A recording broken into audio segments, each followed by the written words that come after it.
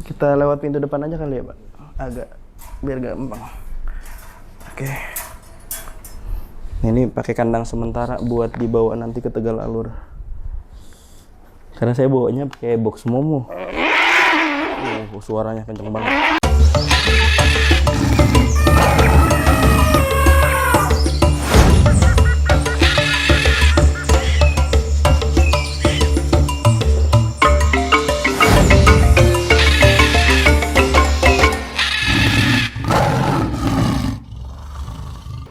Halo sahabat Dunia Satwa, balik lagi di channel saya Dunia Satwa. Nah guys, hari ini tuh saya mau anterin si Rangkong di belakang buat diserahin ke BKSDA.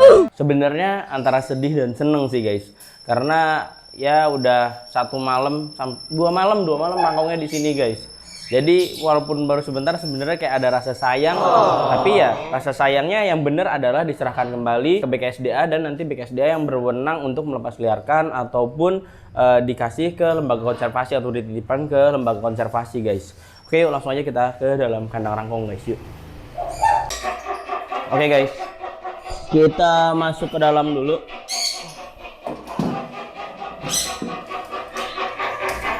Suaranya gede banget guys.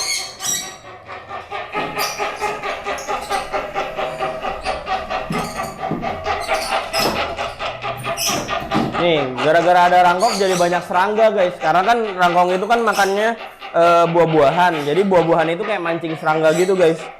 Bukan serangga, kayak lalat-lalat kecil gitu. Wah, kena pup. Jackpot. Gak apa-apa. Kita keluarin dulu deh Rangkongnya. Terus kita masukin ke box Momo guys. Kita pakai box Momo. Ini saya geser dulu.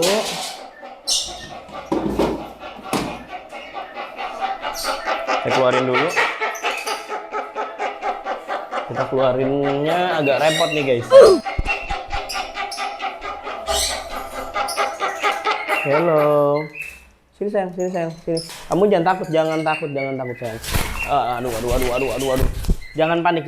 Nanti bulu kamu rusak sayang. Ya, jangan gigit. Aduh.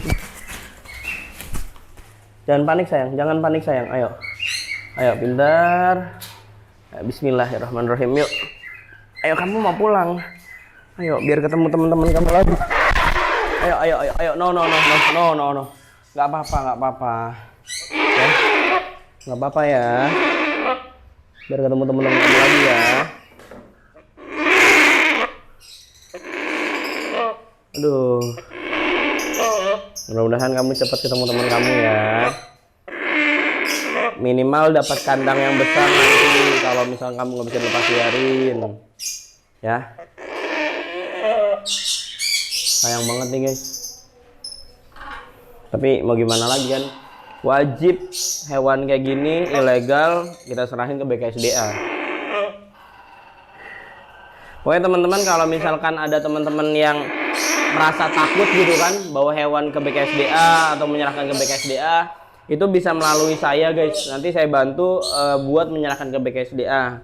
Kayak ini kan salah satu Rangkong dari teman saya, dia minta diserahin ke BKSDA guys. Oke, yuk kita masukin aja.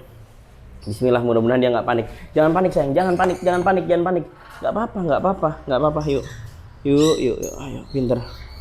Ayo pinter. Maaf ya, sebentar ya. Kamu jangan panik ya. Kamu masuk ya, bismillah, yuk masuk. Oke guys, ini udah masuk. Kita harus cepat-cepat tutup. Oke. Udah kita tutup. Ini tinggal ekornya doang, masih keluar. Saya agak dorong dulu sebentar. Oke, sip.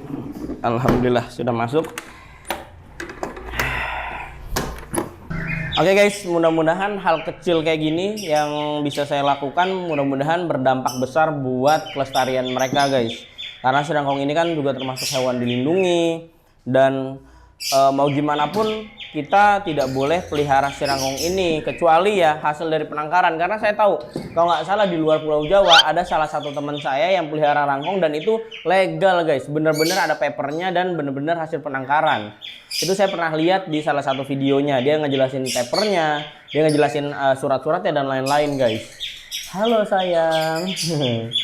Sebenarnya jujur guys, saya sayang banget sama nirangkong. Walaupun 2 hari dipelihara di sini, itu kayaknya tuh ada rasa sayang gitu. Mau gimana pun nih kita kasih makan, kita rawat dengan baik, otomatis timbul rasa sayang guys, walaupun sebentaran. Tapi rasa sayangnya itu salah kalau misalkan saya nggak serahin si rangkong ini ke BKSDA guys, ataupun nggak saya serahin ke pihak berwajib, karena mereka yang punya wewenang, mereka yang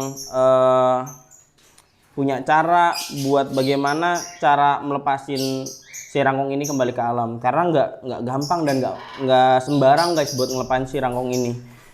Nih kalian lihat, ya Allah, sebenarnya sayang banget sama si rangkong ini. Nah ini kalau nggak salah jenis kelaminnya jantan guys.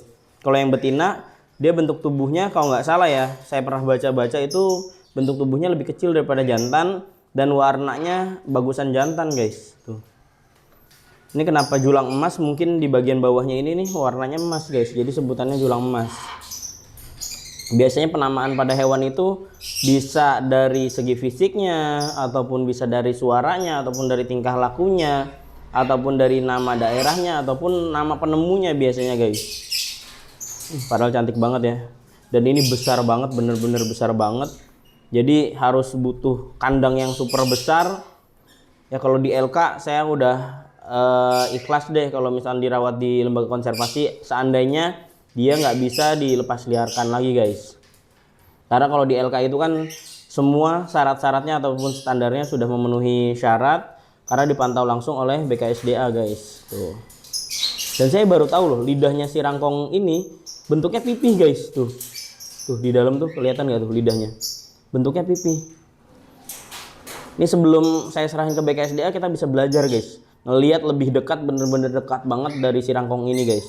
Ini paruhnya besar banget. Kalau yang impor dan aman itu setahu saya ada namanya Toko Taukan. Dia paruhnya lebih indah. Kalau rangkong ini kan warna badannya cuma pure hitam dan di bagian lehernya ini lebih kayak ke silver, putih ke silver guys. Tuh.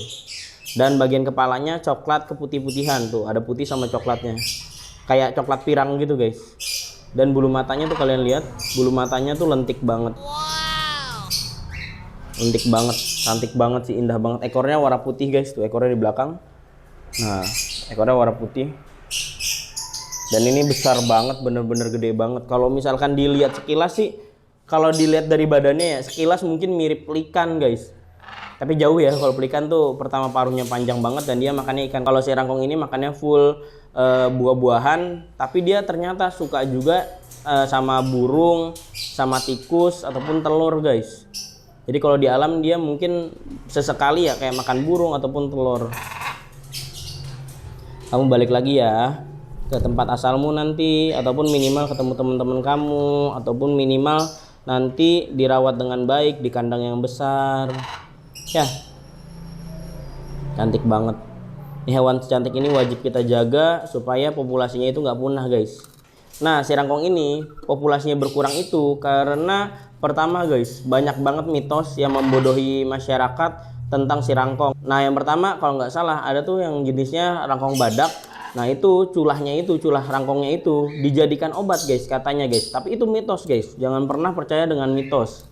Mitos itu ya belum tentu terjadi guys, ataupun belum tentu nyata, atau bukan fakta lah, yang namanya juga mitos. Nah nanti kalau misalkan si culahnya itu dipotong dan rangkongnya mati kan kasihan banget kan.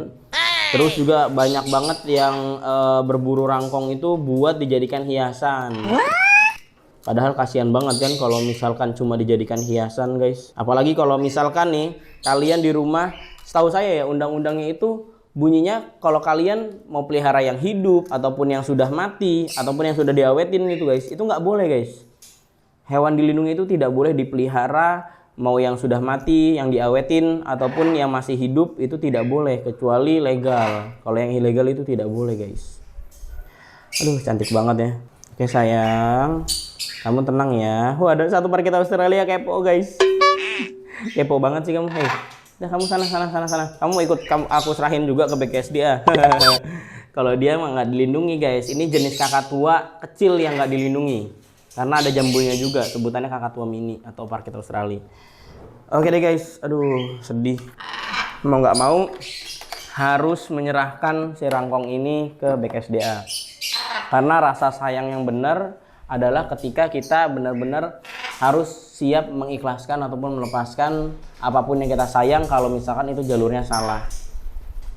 Ini parkir Australia banyak banget yang kepo dan kayaknya mau ikut nganterin nih ya, nganterin rangkongnya ke BKSDA.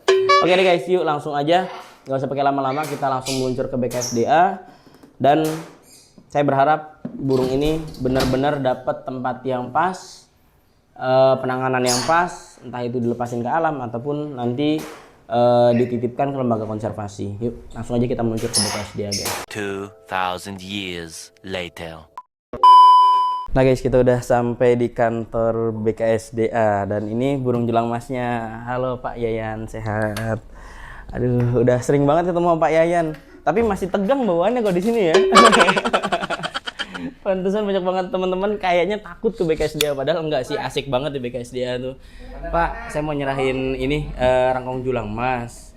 Nah, rangkong ini saya dapat sebenarnya punya teman saya. Lagi-lagi punya teman guys, karena dulu saya pernah nyerahin ingat nggak Pak Kukang, zamannya Pak Klik dulu. Ya betul. Kukang, terus juga kucing hutan, terus juga kakak tua. Nah sekarang rangkong nih, rangkongnya gede banget Pak, julang emas. Mau dilihat kondisinya? Boleh. Yuk kita lihat dulu.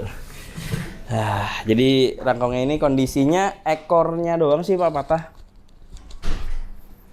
Ini kita keluarin aja, kita sekalian pindahin ke kandang ini ya Pak, buat transit. Jadi dari sini tuh nanti prosedurnya dibawa kemana Pak? Nanti kita di BAP-kan dulu. Oke. Sudah di BAP-kan. Nanti kita pindahkan satuannya ke PPS Tegalur. Nah ini nih Pak, wah kondisinya bulunya patah karena dia gerak mulu di box. Kandang kecil. Iya, kandang kecil. Oke, tapi kalau bulu ekor sih mudah-mudahan bisa cepat tumbuh. Bismillah, yuk keluarin. Ayo, up. Up. Shh. Aduh, dia berontak. Oke. Bentar kita buat dia tenang dulu deh. Ini gede banget. Kita lewat pintu depan aja kali ya Pak, agak biar gampang. Oke. Ini pakai kandang sementara buat dibawa nanti ke Tegal Alur. Karena saya bawanya pakai box Momo. Suaranya kenceng banget. Marah dia. Ayo masuk sayang. Nah, kamu diam dulu. Oke. Dewasa ya? Dewasa Pak. Kemungkinan kayaknya di atas 1 tahun, 2 tahunan kayaknya Pak. Dan Ini pernah sakit nggak? insya Allah sih kayaknya enggak, karena kan kemarin kan sebelum burung ini saya serahin ke BKSDA sini, itu sempat saya rawat dulu 2 hari apa 3 hari ya? 3 hari 2 malam. Nah awal datang itu nggak mau makan, tapi malamnya pas masuk kandang dia mau makan. Jadi dia itu mau makan kemungkinan di dalam kandang, di luar kandang nggak mau. Nah dalam kandang makan lancar, terus besok paginya saya kasih lagi makan banyak banget. Jadi sehari itu dia makan bisa ngabisin 2 paya. 2 buah paya, 2 kiloan lah dihabisin. Gitu. Kondisi sih mulus Pak, cuma ekor doang patah-patah, kaki sih kondisi jari-jarinya aman semua. Kalau gitu Oke, kita siap. buatkan berita acara sini. Oke, BAP ya Pak, siap. Yuk. Jadi kalau misalnya penyerahan di sini tuh dibuatin BAP guys. BAP itu bukti bahwa ini satwa udah saya serahin. Nah nanti kemungkinan rangkong ini dilepas liarin lagi atau gimana Pak? Sementara kita disimpan di PPS untuk diperiksa kesehatannya. Oke, siap. Nanti pada akhirnya dikembalikan ke alam, ditranslokasi ke tempat habitatnya dia. Oke. Ini Kalimantan. Gede banget nih dia. Halo. Balik ketemu teman-temannya ya. Oke deh, sambil kita nungguin Pak Ian buat BAP-nya, nanti saya kasih tahu surat-surat ataupun lembaran apa aja yang nanti kalian dapat kalau misalkan kalian menyerahkan satwa yang kalian miliki ataupun satwa dilindungi yang kalian miliki. Nah guys, nih jadi kalau misalkan kalian menyerahkan di sini ada beberapa alamat saya. Nah ini kalau menyerahkan kurang lebih kayak gini nih. Ini suratnya, terus ada tanda tangan, terus ada jenisnya, julang emas, terus jumlahnya, dewasa apa segala macamnya nih ada di sini. Ada saksi juga. Jadi kalau misalkan penyerahan itu ada saksi dan lain-lain dilampirin di surat ini. Nah Pak, kalau misalkan saya mau tahu si rangkong ini nanti kondisinya kayak gimana atau segala macam, itu bisa saya follow up nggak sih? Kayak misalkan udah dilepas liarin belum sih Pak? Terus kondisinya kalau di sana gimana? Saya mau lihat, boleh nggak gitu? Untuk kondisi tertentu boleh. Oke. Hanya saja kan ini PPS steril ya, steril dari umum. Tapi mungkin karena ada kedekatan antara pemilik seperti primata, Benar. diperbolehkan pada hari kerja. Oh, oke. Dengan membawa Surat ini ya, Pak? ya, betul. Oke, surat penyerahan, guys. Oke, mudah-mudahan aja deh karena udah sering banget nyerahin ke BKSDA. Semua sih berharap pasti yang terbaik buat hewannya, karena kalau misalkan kita sayang bukan berarti kita harus pelihara di rumah, guys. Karena kalau kita serahkan ke BKSDA itu berarti ada dua kemungkinan ya, dilepasin ke alam ataupun diserahkan ke LK ya, Pak. Dititipkan ya, Pak. Kalau penuh kita tawarkan. Oke. Kita tawarkan ke LK di PPS-nya. Tapi kalau ternyata sudah memungkinkan ke alam ya ke alam. Oke. Mudah-mudahan aja deh guys dia ke alam nih. Aduh. Ya balik lagi ke alam ya. Berarti hari ini sampai di karantina dulu di Tegal Alur guys, di BPS Tegal Alur. Oke deh. Masyarakat yang membeli satwa yang dilindungi Ya. yang tidak mempunyai izin Iya. yang dari penangkar Oke. disarankan untuk menyerahkan. Oke, baik. Karena dalam Undang-Undang Nomor 5 tahun 90 Iya. tentang KSDAN, barang siapa yang menyimpan, mengangkut, bla bla, itu hukumannya itu 5 tahun. 5 tahun penjara guys. 5 tahun penjara, 5 tahun penjara dan Denda 100 juta. 100 juta rupiah. Tuh guys, jadi kalau misalkan menyimpan, memelihara, pokoknya apalagi jual beli itu 5 tahun kurungan dan 100 juta guys dendanya.